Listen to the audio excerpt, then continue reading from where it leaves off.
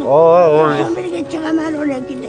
Урматтуу достор, декендештер, биз азыр базарда суукта эмгектенип жаткан, үй бүлөсүн агым кек менен багып аткан ата-апаларыбызга бир аз болсо дагы эмгегин балоо максатында кичинек белектерди беребиз. Бул белектер алардын балдарын бир аз болсо дагы жүздөрүнө кубаныч тартуулайт деген ишеничтебиз. Биз менен болуңуздар.